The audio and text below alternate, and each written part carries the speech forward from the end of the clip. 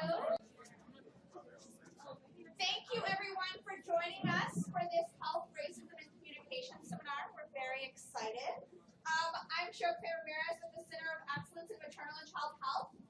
We are co-sponsoring this along with the Prevention Research Center, the Mary Amelia Center, and the following student organizations. The Society of Young Black Public Health Professionals, Tulane African Students Association, or TASA, Students United for Reproductive Freedom, or SURFTUF, and Salud for Latin American Community. So thank you to all of our co-sponsors, and thank you to all of you for coming. If you didn't already, please make sure you get an evaluation form. I'm also going to take this moment to encourage you to come to our third seminar next Tuesday, same time, same place. And to let you know that we are aware that many of you have class at 1, so we're going to do like a little pause right before that. So those of you who need to leave can. For those of you who are able to stay till 1:30, please do, and we can have some more Q&A. So I'm going to pass this over to Isabella.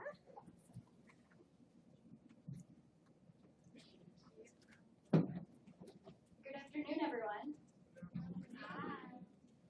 I am here to introduce our wonderful speaker, Julie Fitch. Julie Fitch is the Testing and Capacity Supervisor at the Louisiana Department of Public Health and the Office of Public Health of STD and HIV programs. She has been there since 2006. Prior to her work in the STD and HIV field, Julie served as a community outreach coordinator at the Louisiana Coalition Against Domestic Violence. In 2017, she was selected as a culture of health leader, which is a national leadership program supported by the Robert Wood Johnson Foundation to support leaders from all sectors that have an influence on people's health, to create collaborative solutions that address health inequities and move their communities and organizations toward a culture of health. Julie is dedicated to the work of social justice and building meaningful relationships with communities through her work in HIV, STD, and hepatitis prevention. Please welcome our speaker, Julie Fitch. Thank you.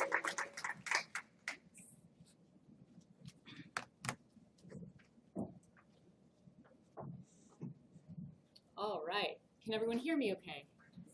All right. Thanks for coming this afternoon. Thanks to Tulane for including me in the Health, Racism, and Communication series. I'm really honored to be a part of it, and y'all should come back next week to hear Troy speak because she's amazing. So again, I'm with the Louisiana Office of Public Health STD HIV program. I've been there about 11 and a half years, and the whole time I've been working in the prevention department. So I'm not going to like do an organizational chart of the program, but just to know that there are many different facets and programs within the STD HIV program. We are federally funded to track and prevent HIV, STIs, and viral hepatitis. One of the many departments is the services unit, and they are funded federally to ensure the provision of services for people living with HIV.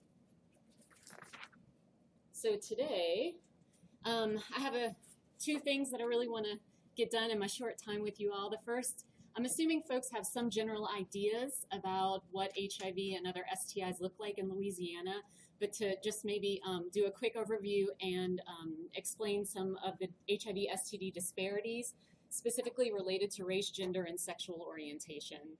So we focus on these three types of disparities because we know based on the data that we have that communities of color, gay and bisexual men and same-gender loving men, as well as transgender individuals, do bear the burden of HIV and some STIs in our state.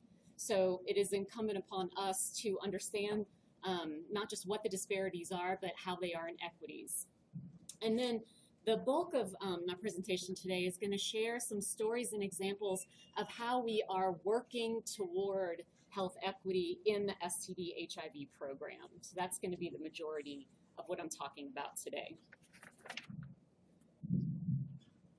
So just real quick, I wanted to make sure we're all on the same page with the distinction between a health disparity and a health inequity.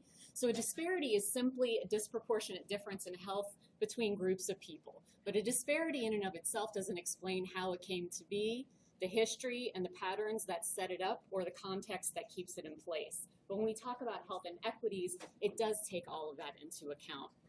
We're not going to have time today to fully explain all of the inequities related to HIV and STI. To do that would be to have a very deep conversation about the history of racism and heterosexism in the United States and in Louisiana specifically, and I just can't do that in an hour. But I just want to pull that out right up front, that it's really important to understand that context, and we'll return to that point over and over again. Equity, what we're going for, is a fair, just distribution of social resources and opportunities needed to achieve well-being.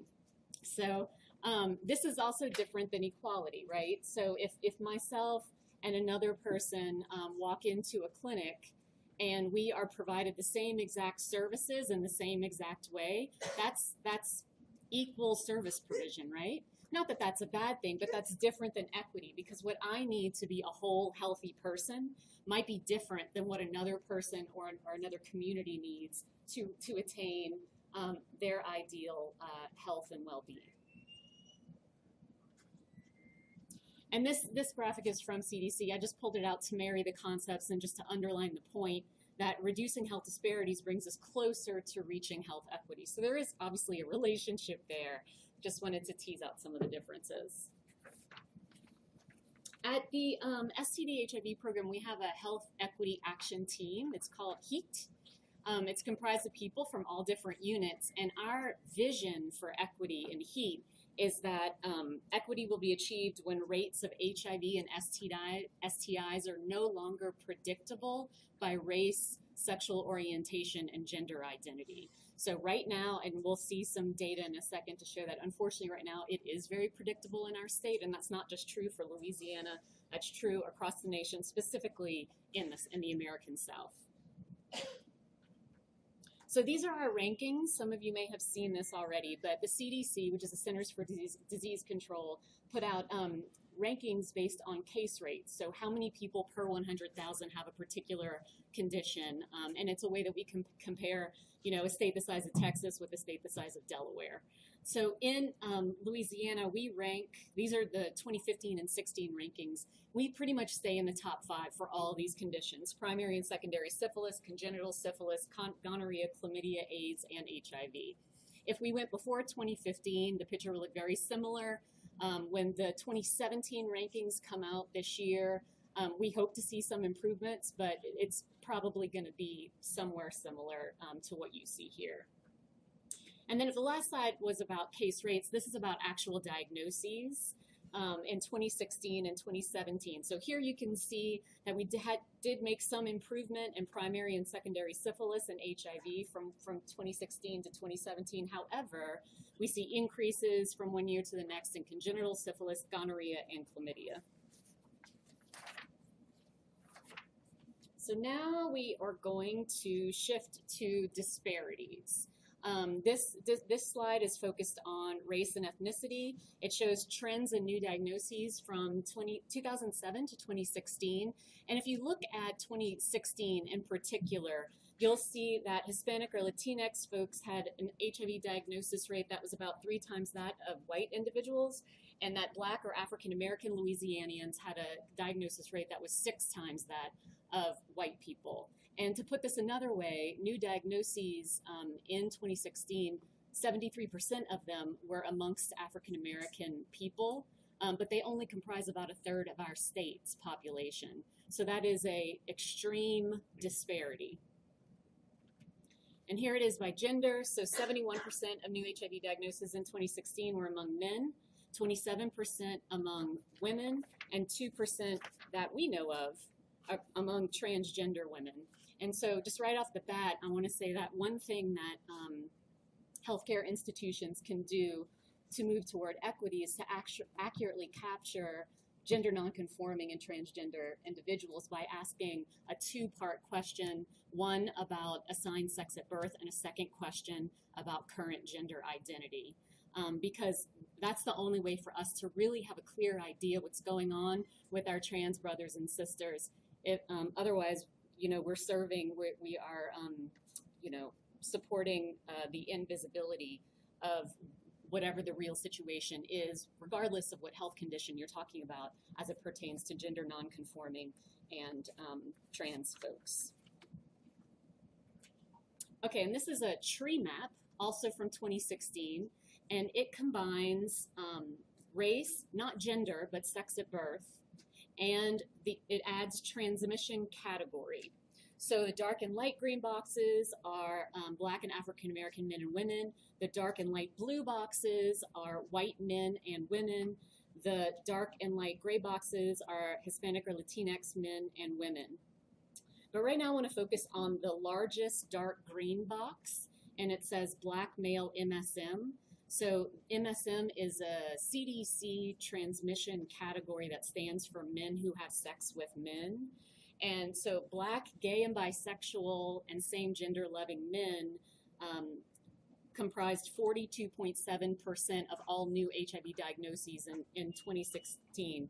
So, this tree map is really important for our work in terms of equity, because it shows that we cannot focus on race to the exclusion of gender and sexual orientation, and we cannot focus on gender and sexual orientation to the exclusion of race. Because there is clearly something about the lived reality of being a Black, gay, or bisexual, same gender loving man in Louisiana that puts those folks in that community at greater risk and more vulnerable to HIV and other STIs. So intersectionality is really important in the work we do, and I don't know what all you do, but I'm venturing to guess that it's probably important for a lot of you as well. What else did I want to say about that? I did want to mention that all of these stats come from our annual report. I put 3 of them up front, and y'all can feel free to move them around the room. It's also available, our annual report, online at ldh.la.gov and louisianahealthhub.org. But here we see that that disparities, it's not just about diagnoses, disparities persist into care. So this is young gay and bisexual men living with HIV in 2016. Young we're defining as ages 18 to 24. And 69% of young Black, gay, and bisexual men who are in care attained viral suppression versus 87% of young white, gay, and bisexual men who were in care that they attained viral suppression. And viral suppression is just meaning that you have suppressed the amount of the virus such that it is undetectable in laboratory testing, right? So even when we isolate for age and sexual orientation, that a racial disparity still exists here. Right. And then finally, didn't want to leave out syphilis. So primary and secondary syphilis, this is by gender and race ethnicity last year in 2017. And really just wanted to make the point that our syphilis epidemic in Louisiana very much mirrors our HIV epidemic. So one of the things we've been doing is as we offer and support HIV screening and testing around the state, we're adding syphilis testing as much as we can, because we're thinking like the same places that would be good for HIV testing, given our data, are also good for syphilis and additional STI screening as well. So we're in a process right now of adding gonorrhea and chlamydia, extragenital gonorrhea and chlamydia testing in multiple and varied sites. So now I'd like to shift gears, and I'm going to ask you all to indulge me in an exercise. If you would just take like 3 or 4 minutes and speak with the person sitting next to you and just share what you do, and then share with your partner why you got into the field of study that you're in, or if you're out in the workforce, why you got into the type of work that you're doing. And again, just 3 or 4 minutes.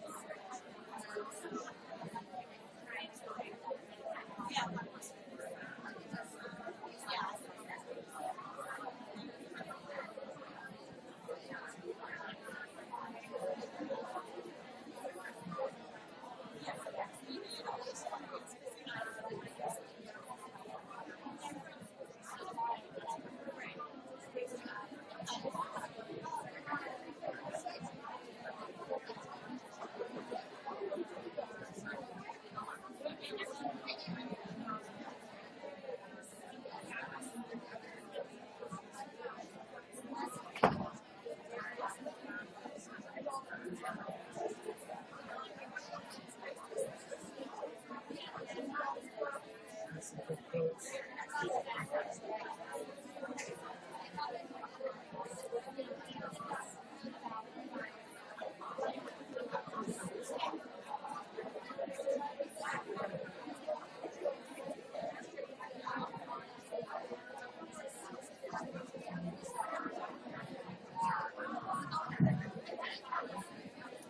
right, let's come back together.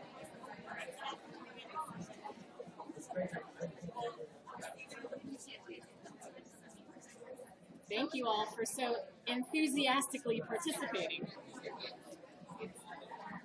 So can I get maybe a couple volunteers, someone who's willing to just like shout out a word or a phrase about what drove you or motivated you into your field of study or your work? Okay.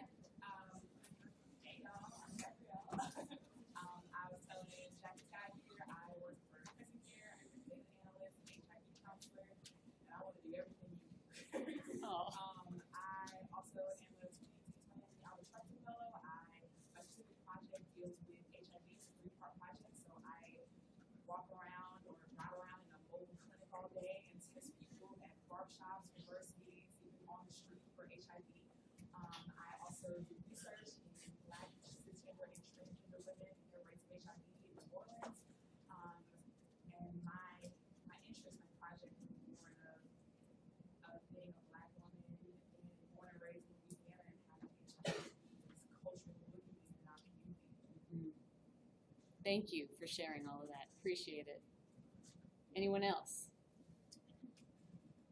Compassion. I am a case manager here in New Orleans. I house people who are chronically homeless with mental health and or substance abuse issues. So I saw this on Facebook. A good friend of mine, Dr. Eric Riggs, shared it as well. And I came today because of mothers of Green Farmington and also to learn more why the disparities exist. As far as the role does reporting goes for as a public position and for as a private position, and what is in place to decrease the numbers. Thank you. So you saw a need for the work that you're doing now, and you had compassion for the folks who are, you said, are homeless and have other types of needs there. Right. So Yeah. you know that it's so funny. I met this young lady. I'm sorry, not Kate. So Kate works for Crescent Care. Yes.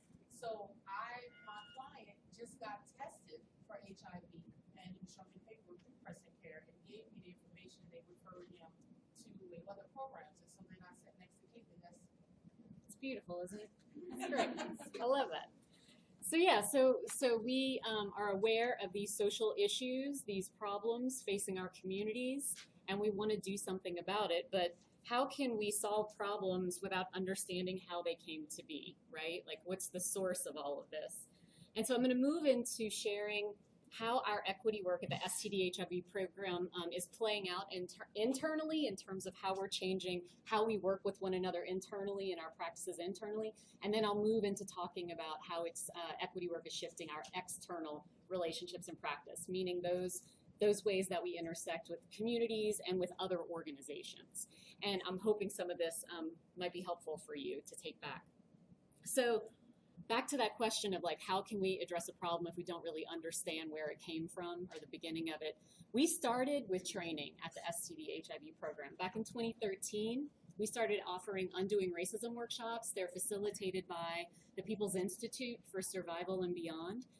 They are 2 full days in length, and they really focus on institutional racism.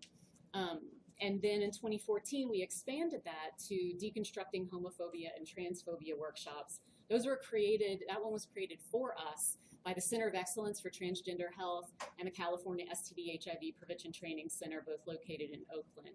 And what has been so important about that training work is that it has given our staff, we have about 100 people, mostly domiciled in New Orleans, but also throughout the state.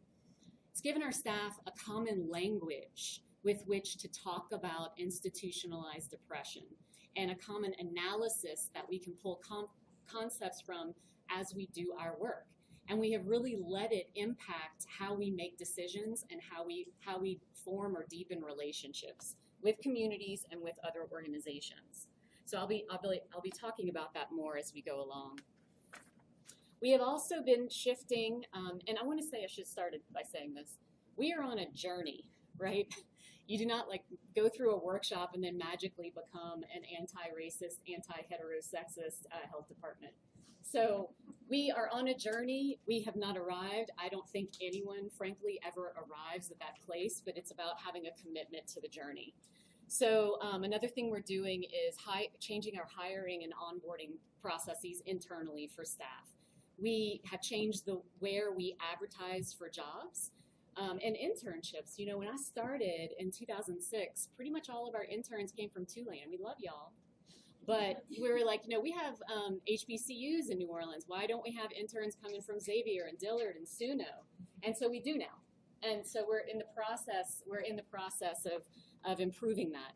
We have also changed some of our interview questions. There aren't like a concrete list of questions everybody has to use, but I sit in on interviews, and so I hear people ask questions like, why do you think people are poor?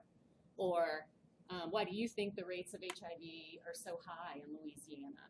And not that there's a perfect answer to either of those questions, but we are, you know, if someone were to say, oh, you know, because people are lazy or they don't want anything or that's all they know, that might not be someone who's good for our team, which we are intentionally shifting our organizational culture to include people who have some foundational interest or commitment to equity and to social justice.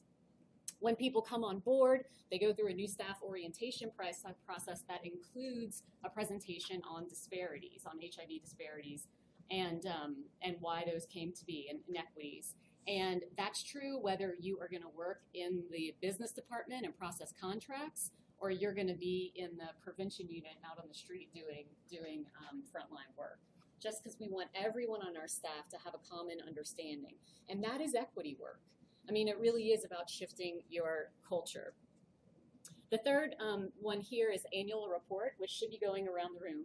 So we've created an annual report for many, many years. Our surveillance department, that's who put that out, and it's fantastic. I'm sure some of you are looking at it right now. But a few years as a part of this Undoing Racism and anti-heterosexism work, we included a full chapter at the beginning. If anyone's holding a report, it starts on page 8. And it talks about disparities and some of the reasons why the disparities exist. So it talks about poverty, it talks about incarceration, it talks about things that, and then it's referenced throughout the whole report so that if you skip that chapter, you're going to be reminded of it later on. And the reason for that is that we know that it's, if you're going to put out, and right now I'm really talking to the current and future researchers in the room, right? If you're going to create and put out into the world statistics, it's so important to give context to that. Because if you don't, what may happen is that you inadvertently end up re-stigmatizing the communities that research or that those statistics are about.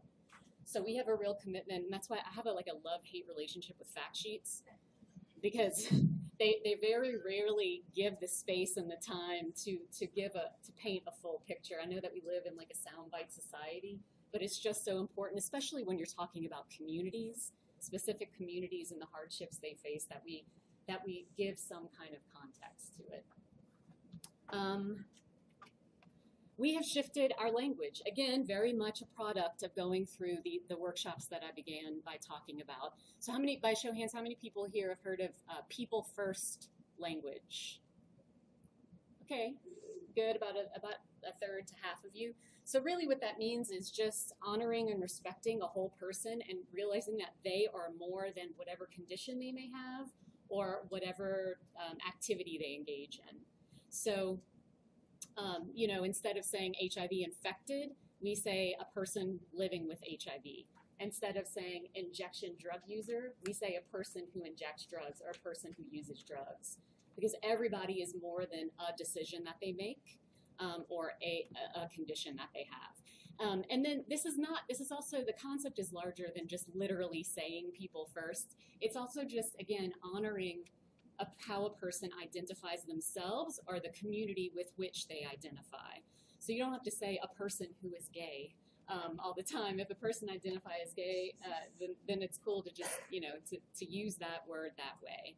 But that is the reason why when I showed you that tree map and it said MSM on there, that we at the health department have a problem with using that term, men who have sex with men, when we're talking about people or whole communities, because it is reducing a person down to a sex act. there is no such thing as an MSM community. There aren't MSM pride marches, and there aren't MSM gay bars, right? MSM bars. So that's a term that it's a CDC risk category. That's all it is. But not choosing, when I talk about shifting our language, we've made a conscious choice to say gay, bisexual, and same gender loving men when we're talking about that community. And we do that during our CDC site visits, when we write our reports to CDC. We push back when we feel like they could be using different language. So these are all ways that we are, and I'm not saying that we do it perfectly all the time, but it's about making that attempt.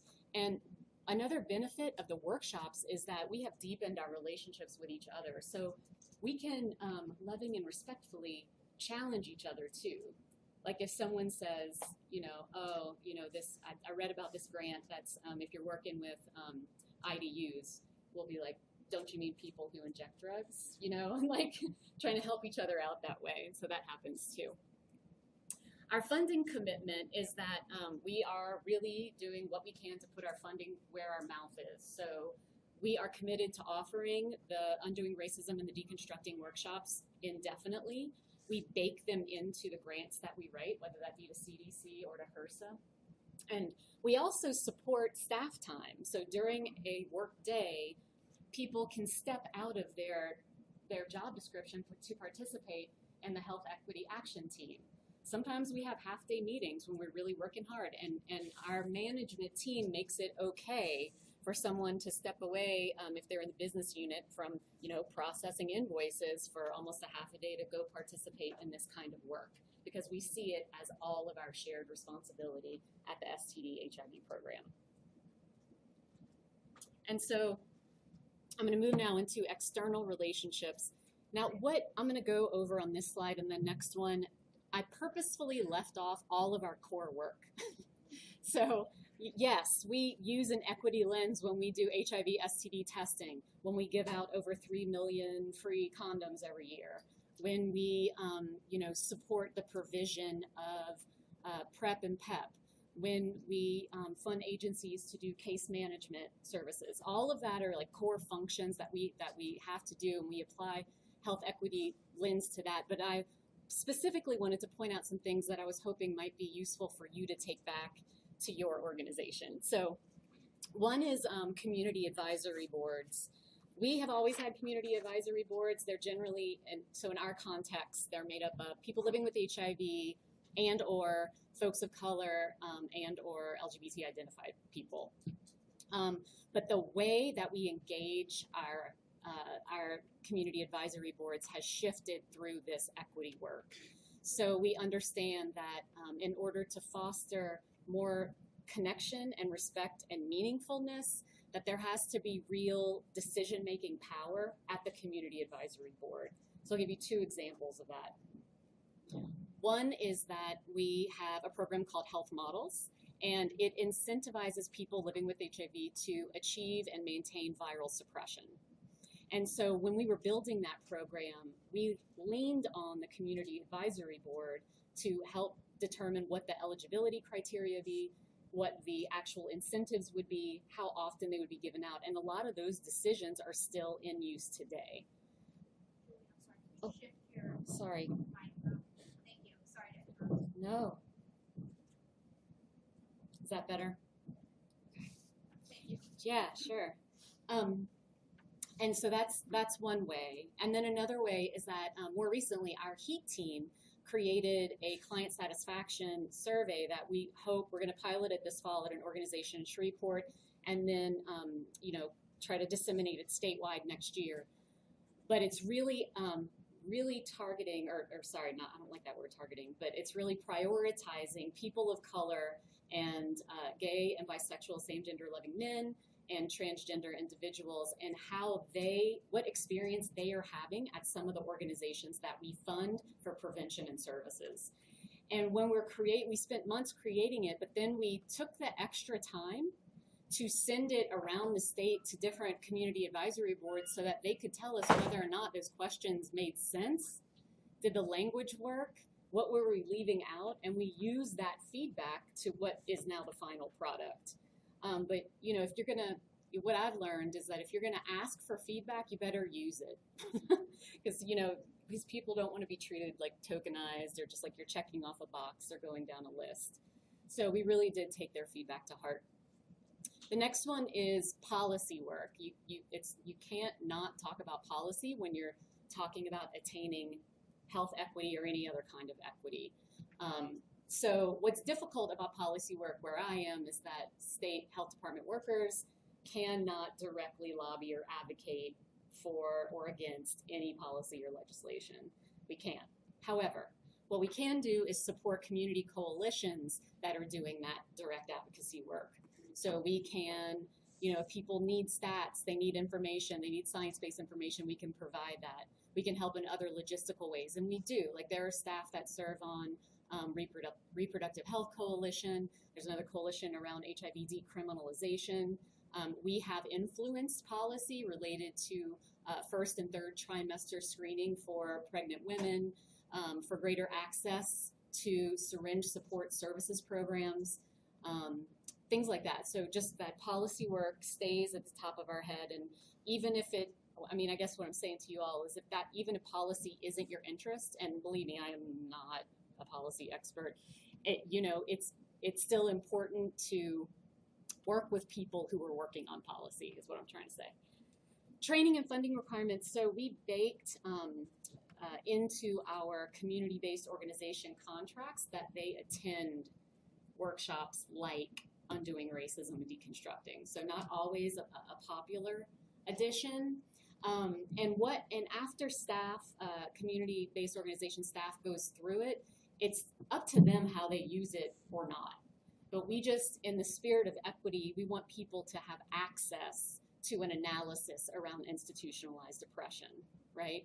And to make sure that that becomes a part, as much as possible, a part of our movement, not just of our work at the health department, but of our movement to end the HIV and STI epidemics in our state.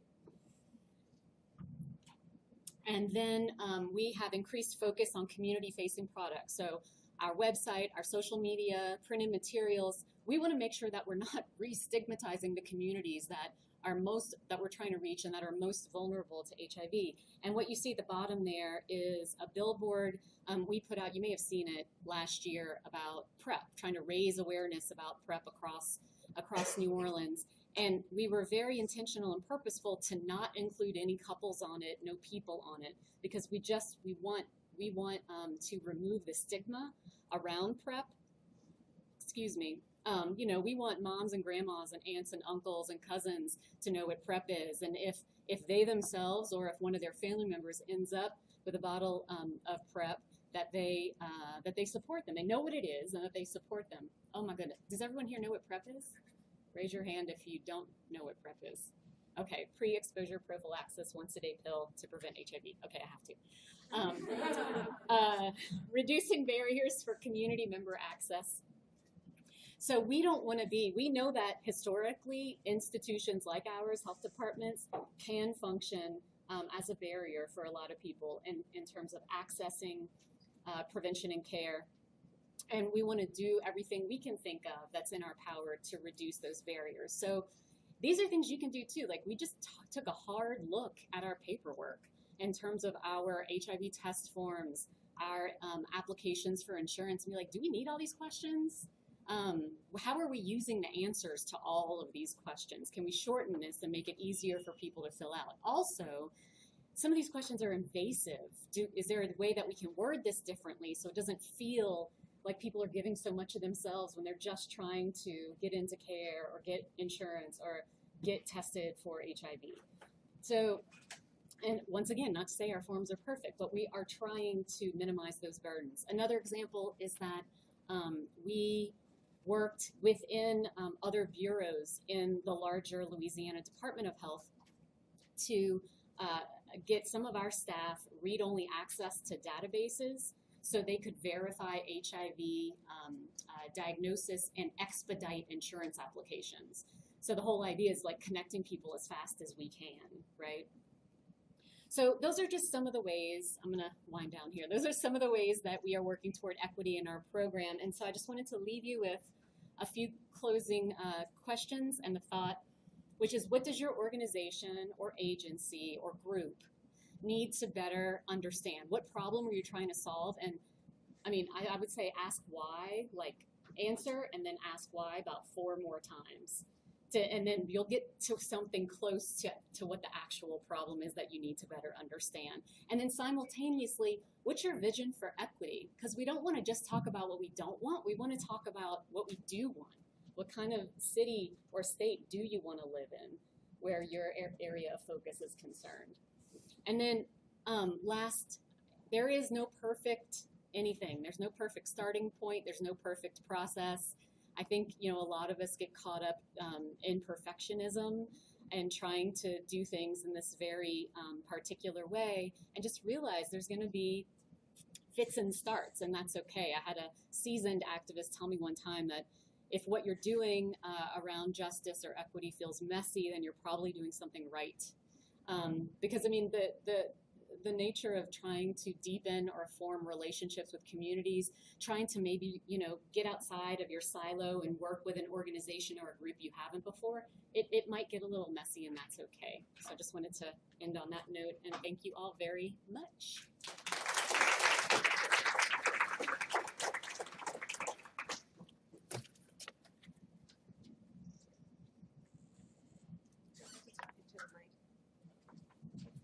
What's this? I guess I will. Thank you so much. My name is Anna from Salute, and if you guys have any questions, raise your hand. Yes. Oh no, just Julie. In 2017,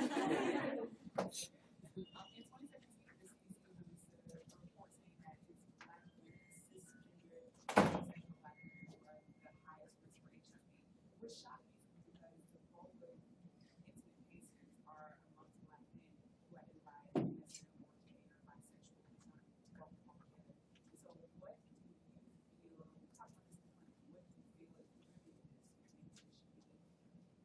Attack the research first, like, or the bulk of the research is about men. That's the way the case is, but do you think it should be more research focused, or do you think it should be more outreach focused towards Black women, which will not be especially Black women? Yeah, the latter for me. I mean, I feel like as many ways that you and whatever groups you're working with can reach out to other groups of Black women to find out, in regard to healthcare in general, not just HIV, right? But it's like, what might keep you or the people and your, other Black women from going to a clinic, or what are the barriers they face along the way? And then who else do we need to partner with to fully understand all the barriers, right? Like, there's so many. It's, it's community violence, it's transportation, it's mass incarceration, it's, so the possibilities in terms of partnering with folks to fully understand the problem are endless. But I think that's also true in terms of how to envision, solutions. But I think, I'm sorry. I also should just, I should also just be clear that I'm not a researcher, but I have a whole lot of respect for researchers and the importance of research. But I where I go first in terms of I just go to community first to gain knowledge, right? I think that they are the expert of their own experience. And so how to engage them to get the answers that you feel like you need to, and then to reach equity for Black women is really that's the question, right? But yeah, is that, okay. So you were talking about PrEP. Some people felt in the community it was geared towards more people of color here in New Orleans, but you said the goal was to make sure it's accessible to everyone, or as a location of the billboard or even a Facebook ad. So to people maybe because of the history of racism and health homelessness that people may have taken the wrong way to just happen to be placed a billboard this side of town or at this clinic where majority of people of color go, or what are your thoughts on that? Yeah, and I skipped a piece of the story too, which is that in terms of, so what you're talking about are like billboards out in the world, but we also did at the same time, we were rolling out social media around PrEP, And we were going onto sites like Jacked and Grindr, and so we were doing a lot of marketing that we were intending to reach gay, bisexual men of color, and we got the message from a cab and then just from general people being like, stop doing that, because you are doing what you don't want to do, which is further, stigmatize us. And so that's why the billboards and the example I showed looked so general. Now, in terms of the billboard placements, where in town it went, I can't speak to that well. The other thing is that, and I think this is actually a good thing, there were a bunch of different types of billboards all over. So I don't know if you're referring to ones that we placed out, but there are other FQHCs in the city that were doing their own advertising about PrEP. I know Crescent Hair had some, and St. Thomas Community Health Clinic had some, which again, I think is great. I think the more people can know about PrEP, the better. But so like to your question, I don't know firsthand exactly where our billboards were placed. I do know that the intention was to try to get as many people aware of PrEP as possible. I think there's also a conversation about where billboards are. Just in, you know what I mean? Like, because if you go like to the affluent neighborhoods uptown, there aren't billboards, right? So yeah, I'm sorry I don't have a pad answer, but yeah. So with PrEP and you all learned the distribution of it, I apologize for missing the statistics on the effectiveness of it in our community for as in HIV and AIDS just overall. Yeah, I think some of that is that information is still to come because it's still so new. And since 2015, 16, it's been really recent that we've been actively supporting organizations. We can't pay for the medication itself, for PrEP itself, but that we've been actively supporting agencies to, for example, hire PrEP navigators and really intentionally support the provision of PrEP. And so I don't have hard numbers for you about how that has impacted our HIV epidemic yet. I think that's still to come. Yeah. I think we have a long way to go, actually. I had a comment and a question. My comment was about the PrEP issue, and I think one of the reasons why it's so complicated is because we know, I think it's like 73% of PrEP users are white, gay, bisexual, same-gender loving men. So then people are like, oh, we see that new infections are maybe among Black LGBT communities, so we want to, promote PrEP there. But I think the missing piece is actually on a provider level, right? If you're going to a clinic and they're rushing you in and out, and there's 100 people in the waiting room, your doctor's not going to have that one-on-one care and be like, hey, I noticed that you have sex with men. Did you know about this once bit of called PrEP? Whereas a lot of white, middle class gay men have private doctors, have private insurance, and their doctor really has the time to talk to their patient and be like, have you ever heard of this? And that's something that we've heard a lot. Is no one's ever mentioned PrEP to them because their main source of health care is in clinics, et cetera. But my question to you was about the MSM category. I'm interested in your thoughts on this. Because there's one reason why I didn't like it. It's because we work with adolescents.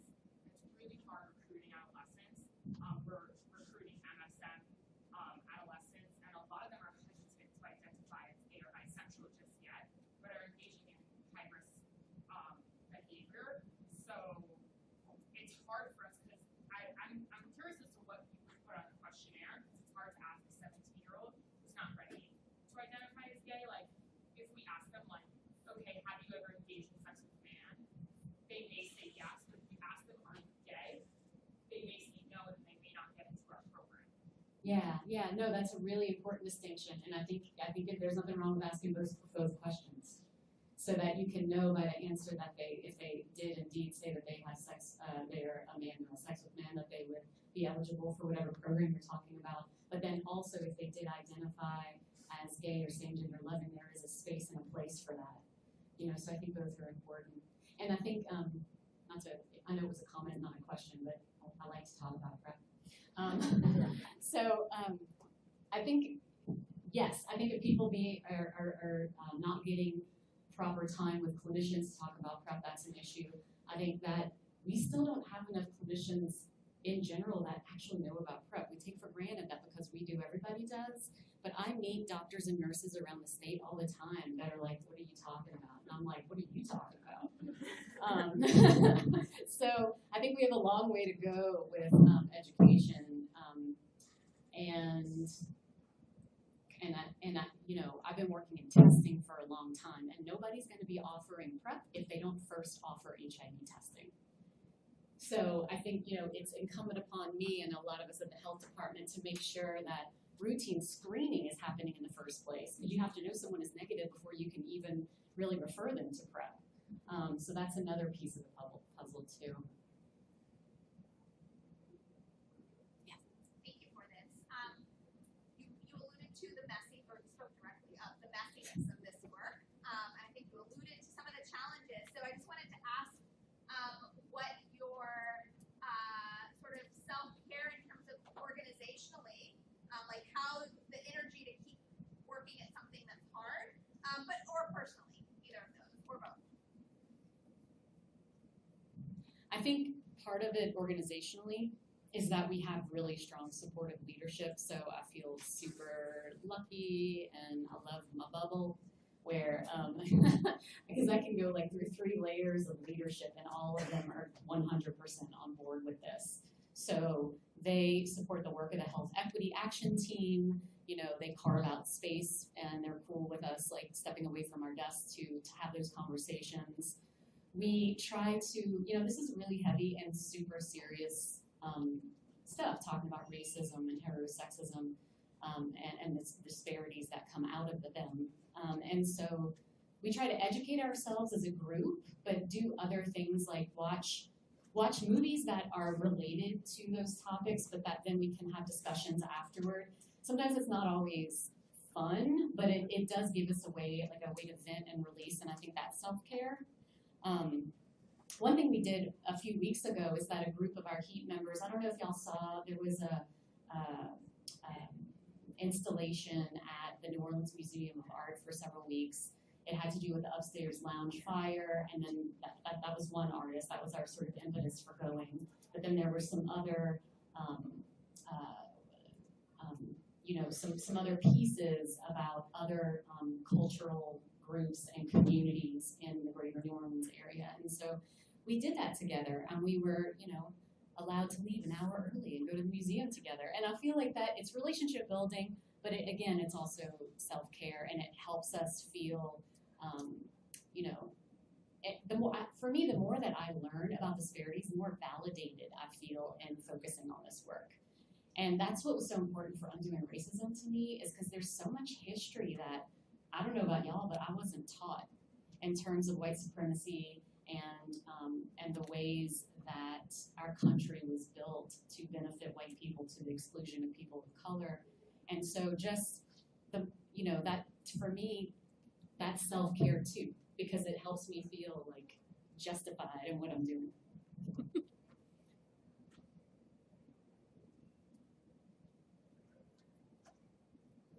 I had a question. Yes.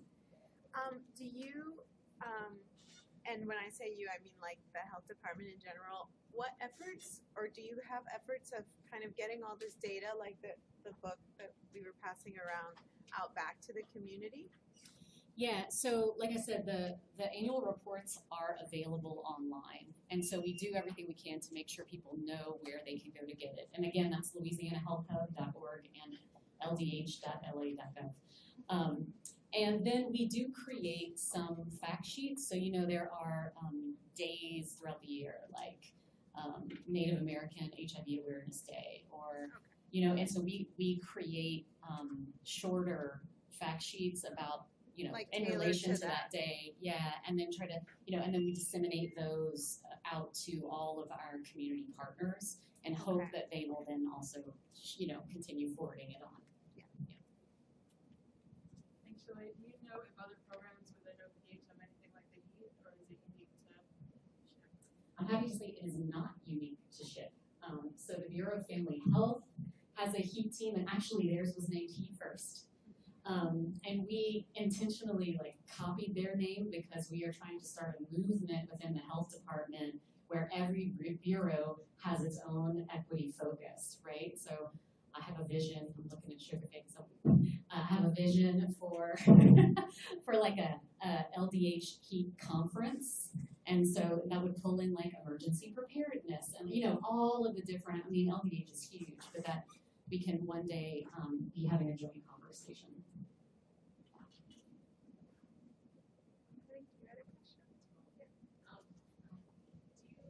Know if there's currently any like syringe exchange programs or like what the legality of that is present in Louisiana? Yeah, there are some syringe availability programs, and if anybody knows more, feel free to speak up. Yeah, go ahead. Preston Care has one. Yeah. And there was legislation passed this year that supported access at the state level, but it, at the last minute, there was something written in that said you have to get your city council or your local municipality approval first before you could roll out a syringe services program. So less than ideal, but you know, it paved the way at least, and hopefully there will be groups, advocacy groups that will improve upon that legislation in the future. If you want to run syringe access program and also Tri-Stereo, a lot of information about your availability to grow.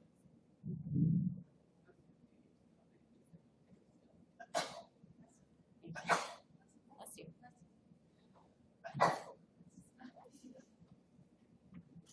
All right. Thank you guys for staying till the end.